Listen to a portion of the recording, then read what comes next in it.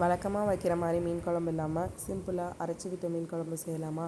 இதுக்கு ஒரு கடாயில் கொஞ்சமாக எண்ணெய் எடுத்துக்கிட்டு அரை ஸ்பூன் சீரகம், அரை ஸ்பூன் சோம்பு, கொஞ்சமாக மிளகு போட்டு வறுத்துக்கணும்.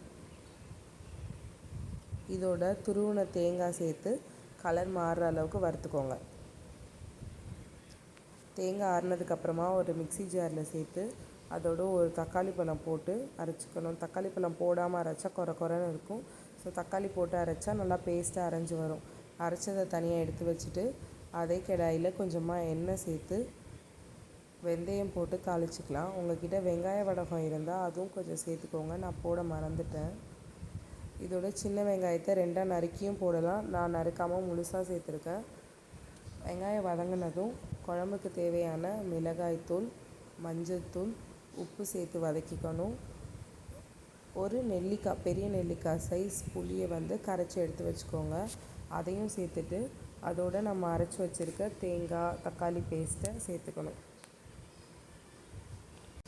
ஃப்ளேமை நல்லா ஃபுல்லில் வச்சு மூடி போட்டு கொதிக்க வச்சுக்கலாம். கொதி வந்ததுக்கப்புறமா ஃப்ளேமை மீடியம்க்கு மாற்றிட்டு மீனை போட்டு வேக வைக்கணும். மீன் போட்டதுக்கப்புறமா மூடி வைக்க வேண்டாம். 10லேருந்து 15 நிமிஷத்துலேயே மீன் நல்லா வெந்துடும். அதுக்கப்புறம் அடுப்பை ஆஃப் பண்ணிடலாம். ரொம்பவே டேஸ்ட்டான அரைச்சி விட்ட மீன் குழம்பு ரெடி. நீங்கள் வழக்கமாக சாப்பிட்றது மாதிரி இல்லாமல் ரொம்பவே டேஸ்ட்டாக இருக்கும். ட்ரை பண்ணி பார்த்துட்டு சொல்லுங்கள். தேங்க்யூ.